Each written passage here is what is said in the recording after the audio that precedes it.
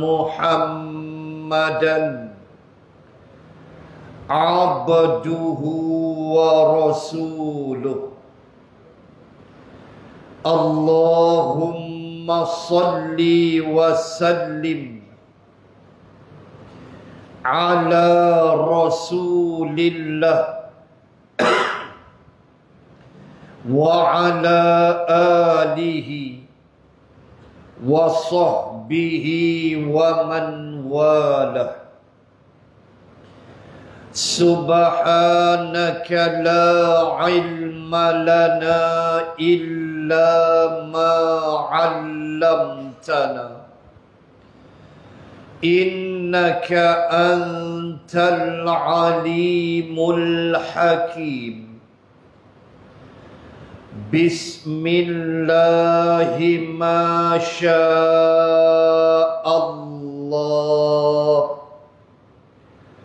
La hawla wa la quwwata illa billah al-aliyyil azim. Amma ba'd.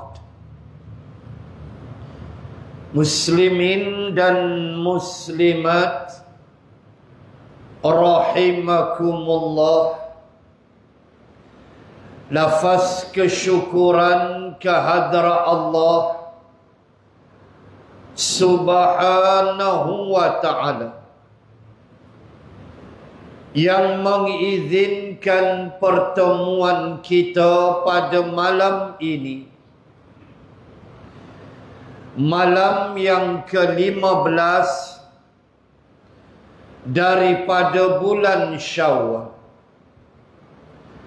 dengan harapan Allah menerima segala amalan kita pada bulan Ramadan yang telah lalu,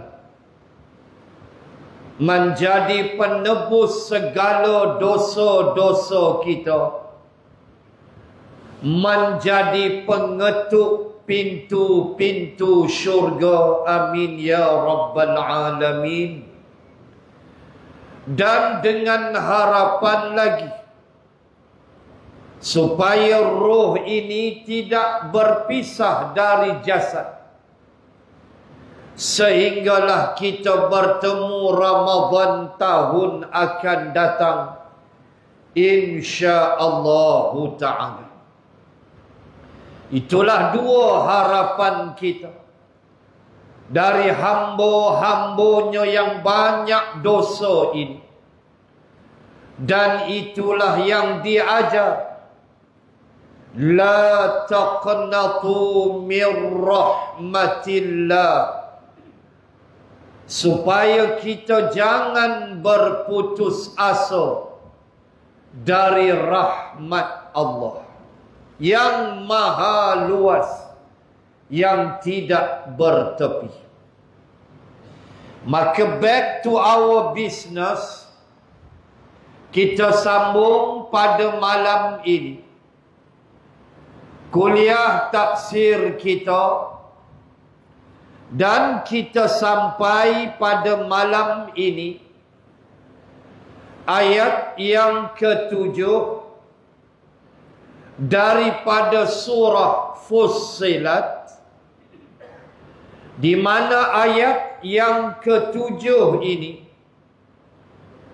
masih mempunyai kesinambungan mafhum daripada ayat yang ke-6 yang telah kita baca sebelum Ramadan yang lalu, terutamanya penutup bagi ayat yang ke-6 daripada Fussilat, iaitulah ayat penutupnya, wa wailul lil musyriki, kecelakaanlah bagi mereka yang mensyirikkan Allah. Maka malam ni sambung apa cerita musyrikin itu, maka diterangkan oleh Allah akan sifat-sifat mereka. Alladzina la yu'tuna zakah wa hum bil akhirati hum yuqinun. Iaitulah orang-orang yang tidak memberi zakat untuk membersihkan jiwa dan harta bendanya, dan mereka pula kufur engkar akan adanya hari akhirat. Muslimin dan muslimat, kita semua sedia maklum bahawa perintah berzakat, khudh min amwalihim sadaqatin tutahhiruhum, yang ini dalam surah At-Taubah. Perintah Allah supaya diambil dari harta-harta mereka. Itulah perintah berzakat. Dan ianya turun di Madinatul Munawwarah. Lalu apa maksud? Alladzina la yu'tuna zakah. Sedangkan surah ini turun di Makkah dalam keadaan belum difardu dan disyariatkan perintah berzakat. Lalu mufassirin bahas apa maksud apabila Allah menyebut iaitulah mereka-mereka yang tidak mengeluarkan zakat, maka ditafsir dengan dua penafsir. Pertama, ancaman kepada mereka yang tidak menunaikan zakat.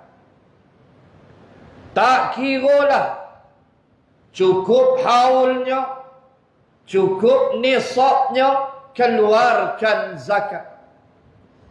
Perniagaan ke, simpanan ke, pendapatan ke, apa saja yang kita belajar dalam ilmu fiqh, cukup masuk, keluarkan. Cukup nisab, keluarkan. Maka ancaman bagi mereka yang tidak mengeluarkan zakat.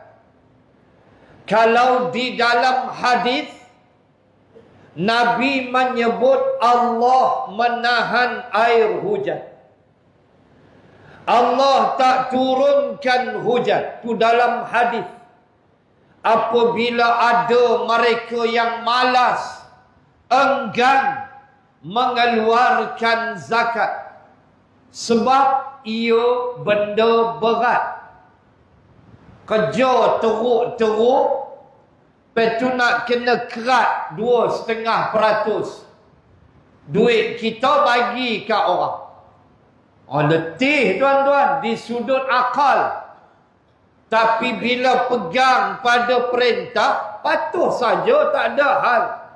Takkan ada yang memberatkan orang-orang yang beriman. Wasallimu taslima. Mereka menerimanya dengan hati yang lapang dan sejahtera. Itu orang beriman.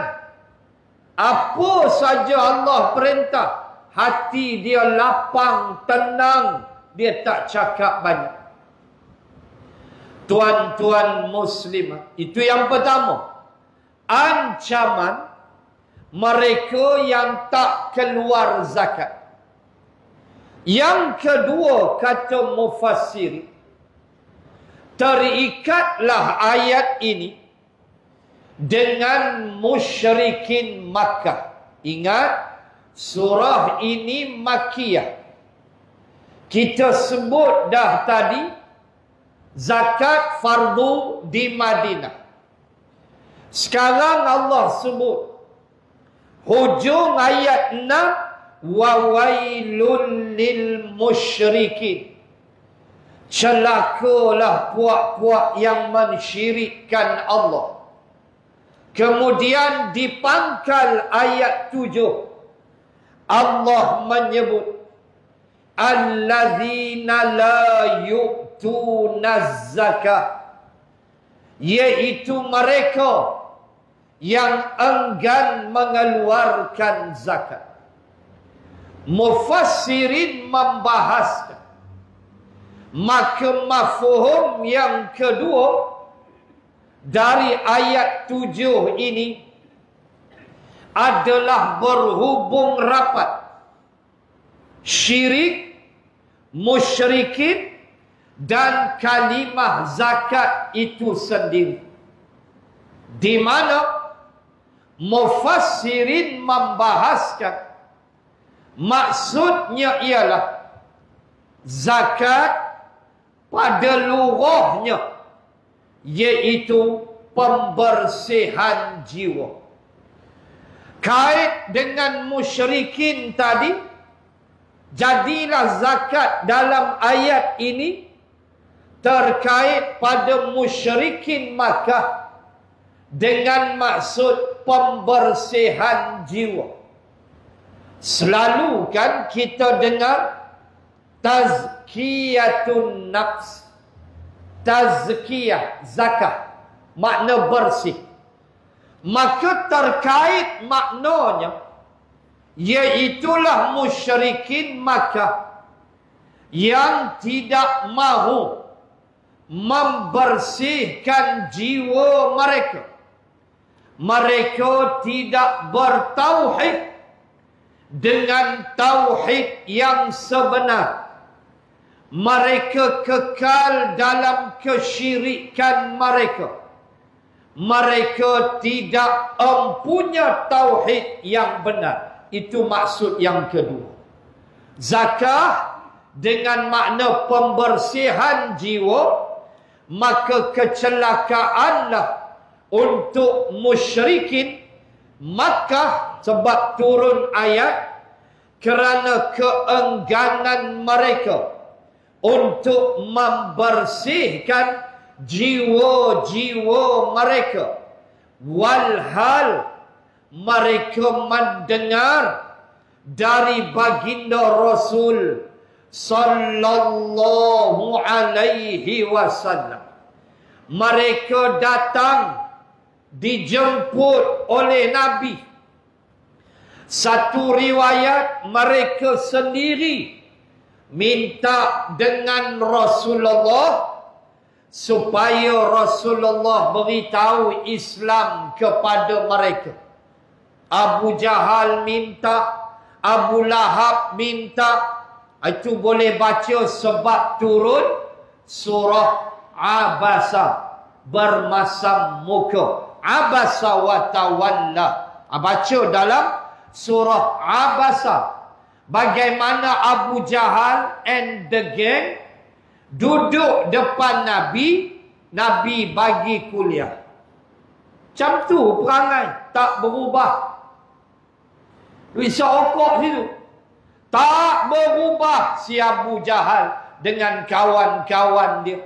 Walhal mendengar dari Nabi, ma ya'tihim min zikrim minar rahmani muhdatsin illa istama'uhu wa hum yal'abun. Ayat nombor 2 surah Al-Anbiya. Kata Allah, tidak adalah apa yang Nabi sampaikan peringatan minar rahman dari Allah yang Maha Pemurah, illastama'uhu, melainkan mereka mendengarnya, wahum, dan mereka itu yal'abun, dengar, lepas tu yal'abun.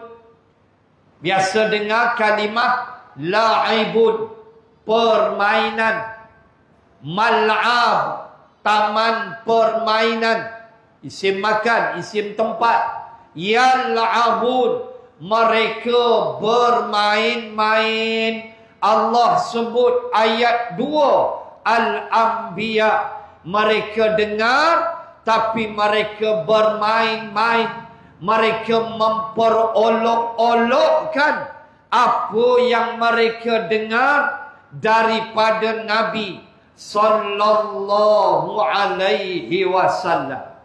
Mereka tidak pernah bersedia kecuali orang-orang yang diberi hidayah petunjuk.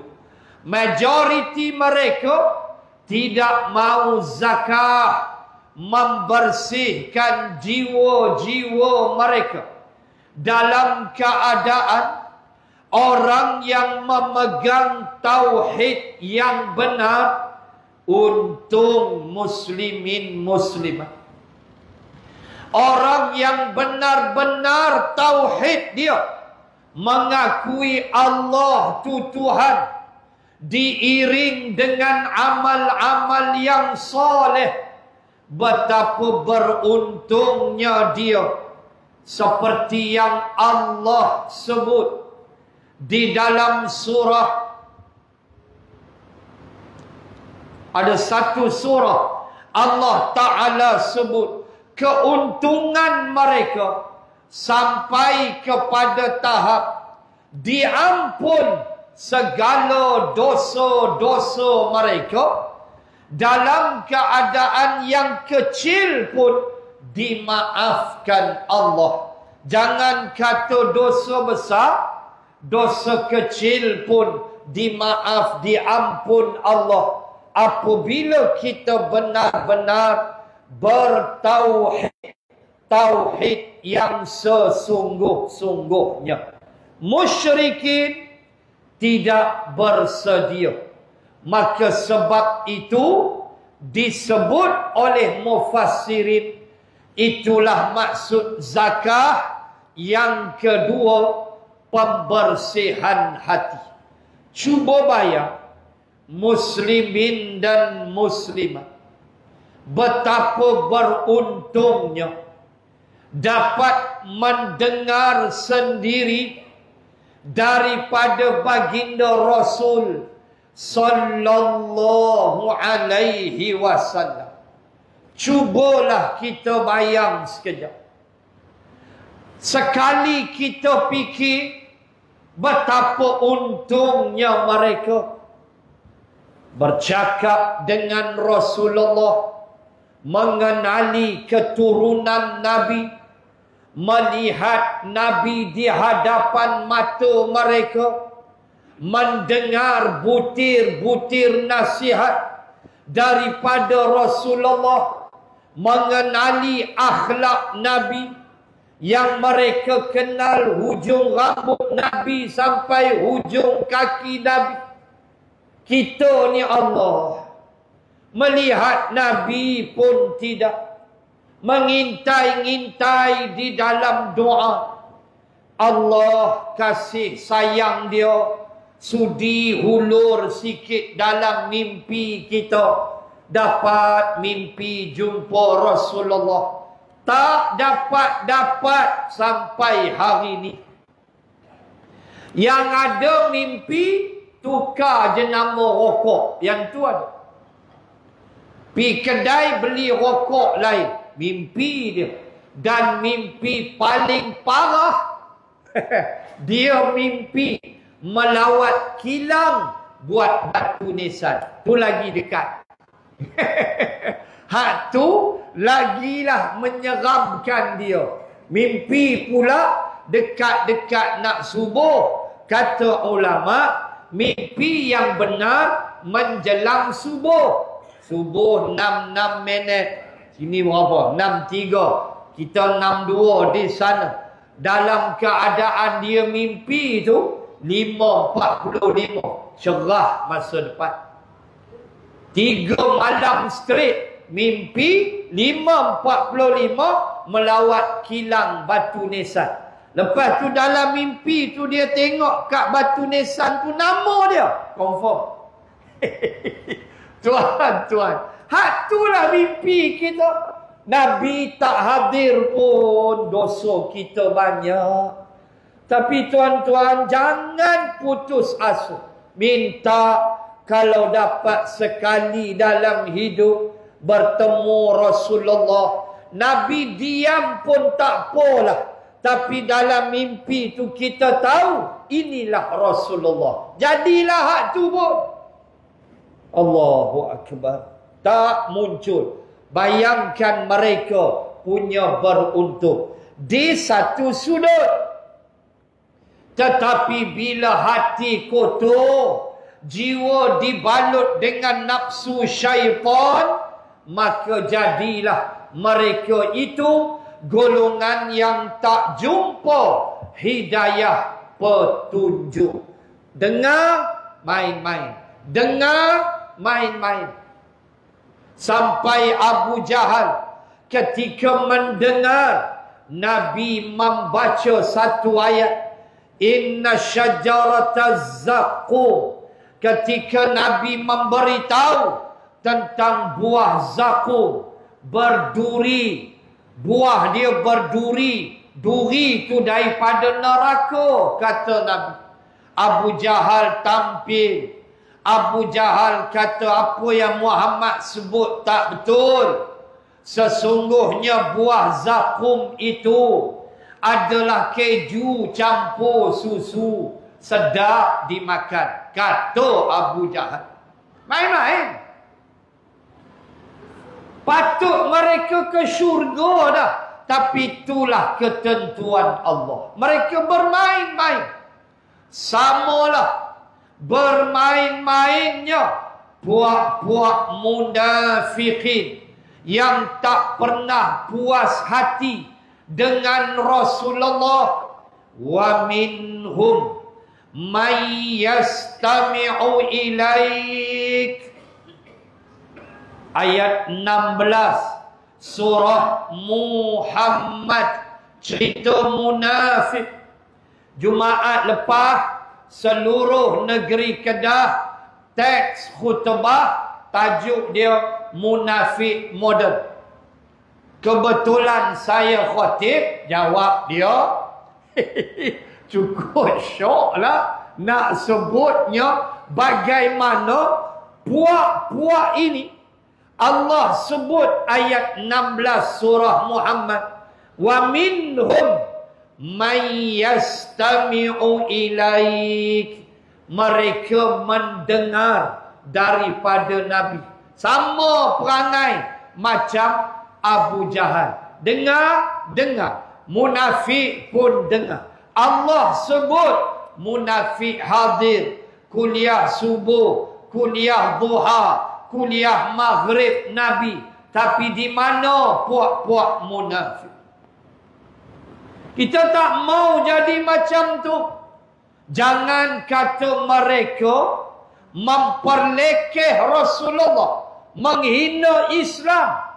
Mereka buat benda yang tak sepatutnya mereka buat dengan membuang penghormatan kepada Rasulullah. Contoh, kata Imam Qatadah, ketika Imam Qatadah menghuraikan ayat 11 surah Al-Mujadilah, surah pertama bagi juzuk 28, Imam Qatadah menyebut ayat 11 surah Al-Mujadilah diturunkan Allah di Masjidin Nabawi.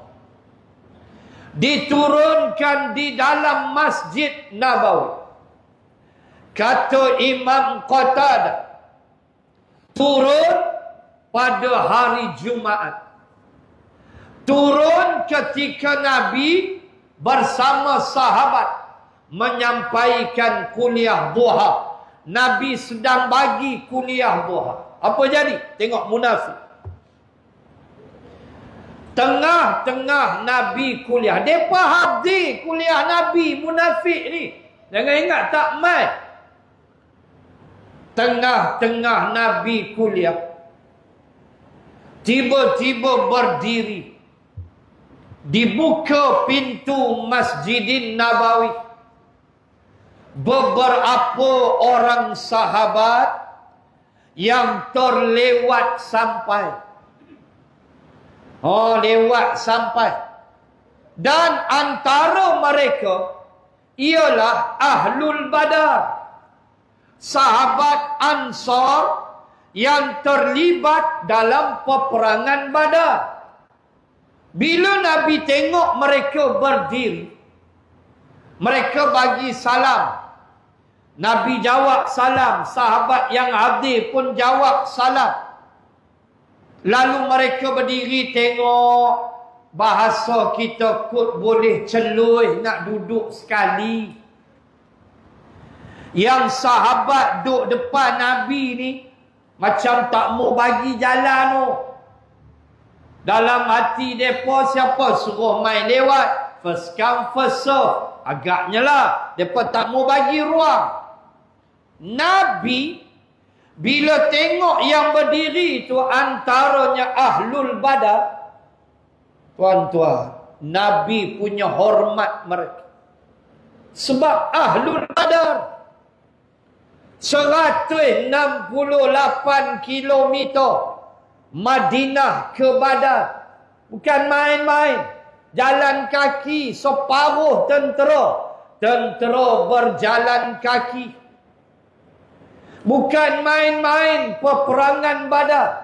Tahun pertama mereka mula berpuasa.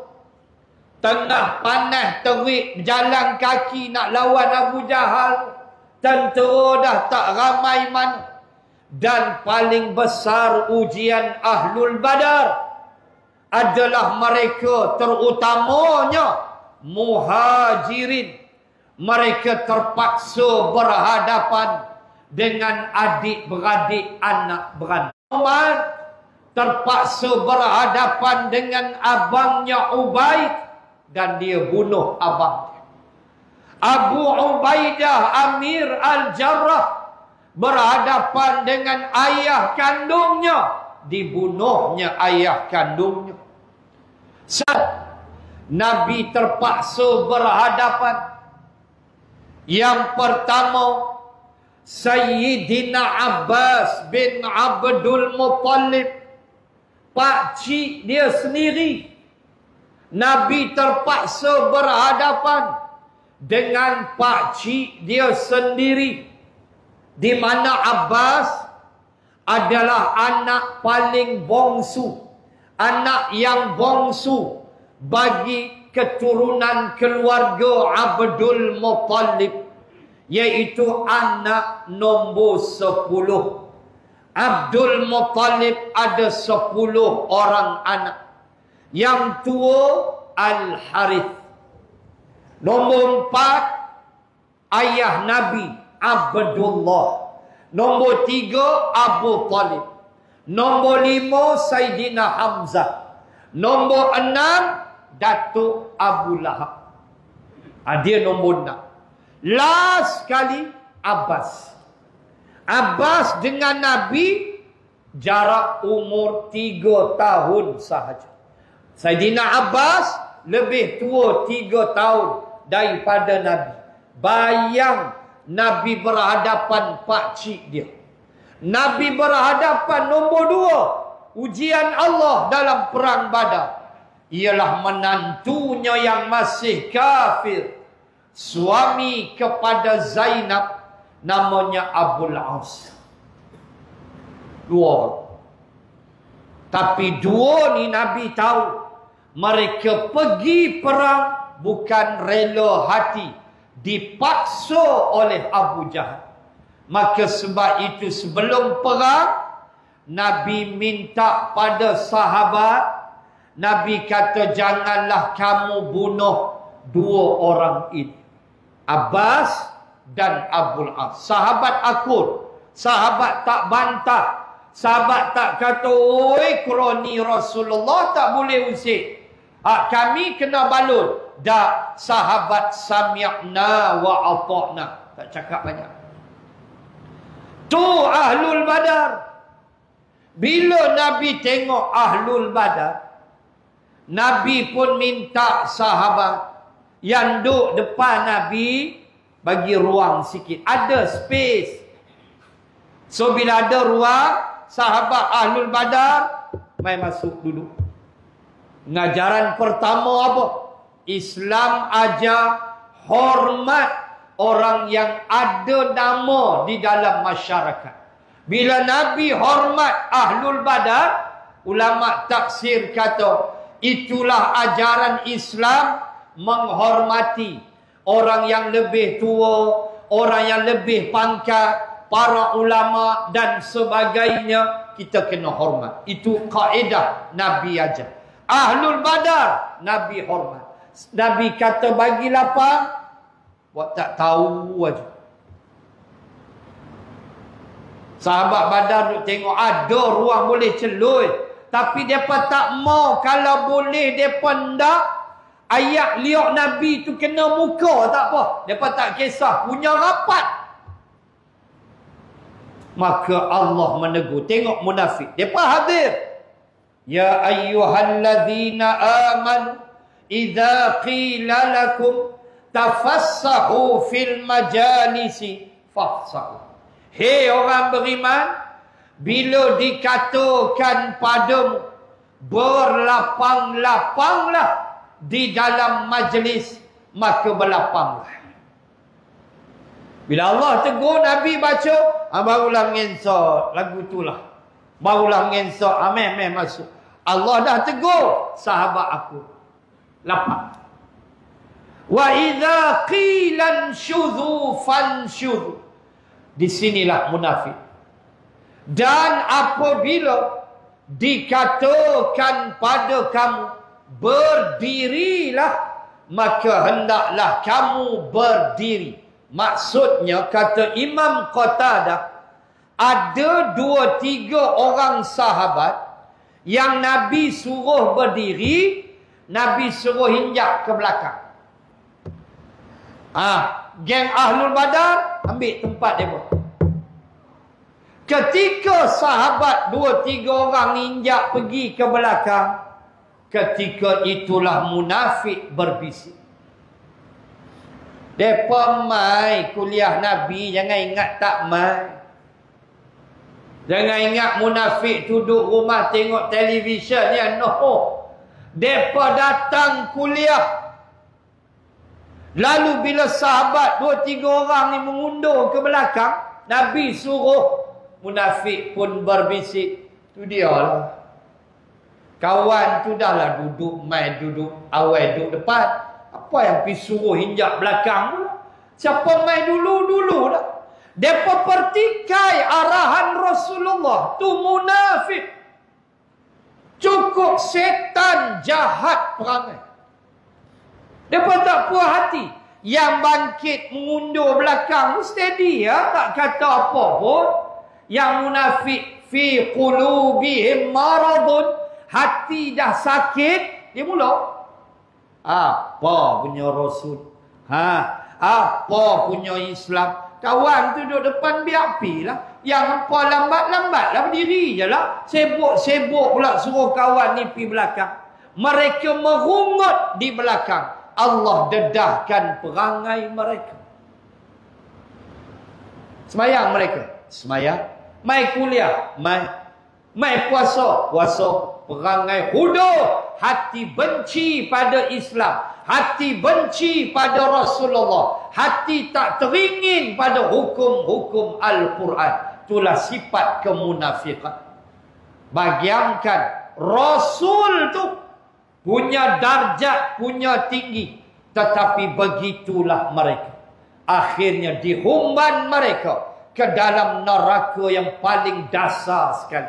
Darki asfali minan nar. Tuan-tuan, muslimin dan muslimat sekalian, mereka mendengar, termasuk kepimpinan Quraisy, termasuk Madinah, puak-puak munafikin mendengarnya. Tapi apa sikap? Dua-dua dihumban, dua-dua golongan ini dibakar dalam neraka. Tapi paling celakanya ialah munafik. Berpura-pura kononnya mahu kepada Islam, tapi habuk pun tak ada. Ulama buka mulut celah, ulama buka mulut caci maki.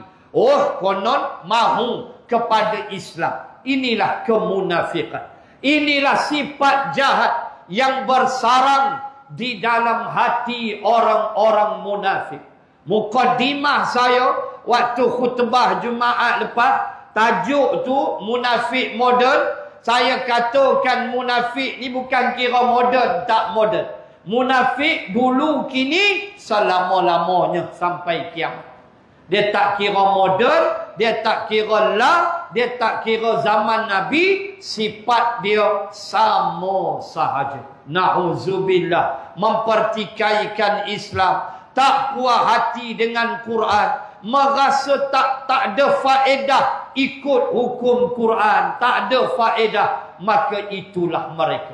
Suluh mereka dengan keimanan kita, kita akan dapati mereka sejahat-jahat makhluk, sejahat-jahat pengkhianat di bawah langit dunia ini. Kerana mereka bertopengkan jubah baju Melayu serban mereka, tetapi hati sentiasa membenci akan perkara yang membawa redha Allah. Benar Allah sebut mereka itu, zalika bi annahum ittaba'u ma asqatallah wa karihu ridwanah fa ahbata a'malahum. Ayat 28 surah Muhammad. Kenapa jadi begitu? Sebabnya kata Allah, kerana mereka gemar mengikut apa yang membawa kepada murka Allah. Yang Allah murka, itu mereka ikut. Wa karihu ridwanah, dan mereka benci apa yang membawa kepada keredaan Allah. Maka Allah membatalkan pahala amalan mereka. Ayat 28 surah Muhammad. Kenapa amalan pahala Allah hapus? Pertama, suka ikut benda buat Allah marah. Kedua, benci perkara yang jatuh redha Allah. Orang beriman takkan ikut benda Allah murka, dan mereka akan suka mencari keredaan Allah. Munafik terbalik. Na'udzubillah. Na'udzubillah. Itulah dua makna pada maksud allazina ya'tunaz zakah, allazina la yu'tunaz zakah. Mereka itu tidak mengeluarkan zakat. Maksud pertama memang tak keluar zakat walaupun dah cukup syarat.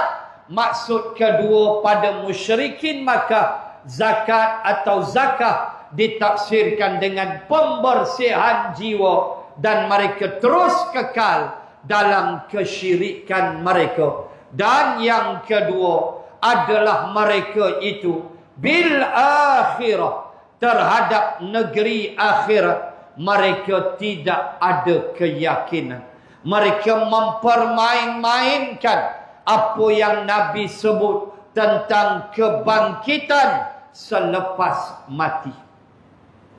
Mereka lempar tulang-tulang unta yang lama di hadapan Rasulullah. Mereka cabar Nabi, hidupkan balik unta ini. Ni tulang unta, kamu kata boleh hidup balik. Mereka cabar Rasulullah. Sedahsyat itu cabarannya. Bayangkan, mereka hilang keyakinan. Orang beriman, bila yakin adanya akhirat, kita jadi tenang. Kalau kita ditipu, dienayah, kita jadi tenang. Kenapa? Akhirat ada. Di sana ada pembalasan. Di sana ada hak kita nanti kita dapat. Walau di dunia kita dizalimi. Itu orang beriman. Dia serah ke Allah. Kamu zalim, kamu jawablah dengan Allah. Akhirat menanti. Itu keyakinan mesti tanam. Kita buat baik, orang tak suka, tak apa. Akhirat ada, aku dapat balasan. Begitu. Orang beriman diajar sekuat itu akidah mereka. Muslimin dan muslimat, saya mohon maaf terpaksa berhenti awal. Ada program lepas Isyak di Sungai Petani. Lepas sembahyang saya kena cabut dengan kelajuan 160 km sejam. Nak sebut, kita buat kesimpulan apa dia? Bersihkan jiwa kita. InsyaAllah, bila jiwa bersih, keyakinan pada Islam, keyakinan pada Rasul dan hari kiamat tersemat di dalam hati. Selamatlah kita dunia dan akhirat. Sekadar itu dulu. Mudah-mudahan diberkati Allah Subhanahu wa ta'ala. Bismillahirrahmanirrahim. Alhamdulillahi Rabbil Alamin. Assalatu wassalam ala Rasulillah wa ala alihi wa sahbihi ajma'in. Allahumma zidna ilman warzuqna fahman. Allahumma rzuqna fahman nabiyyin wa hifzal mursalin. Rabbana atina fid dunya hasanah wa fil akhirati hasanah wa qina adzaban nar. Wa sallallahu ala rasulillah wa ala alihi wa sahbihi wa baraka wa sallam. Walhamdulillahi rabbil alamin. Subhanakallahumma wa bihamdik, nashhadu an la ilaha illa ant, wa nastaghfiruka wa natubu ilaik. Allahu ta'ala a'lam. Assalamu alaikum warahmatullahi wabarakatuh.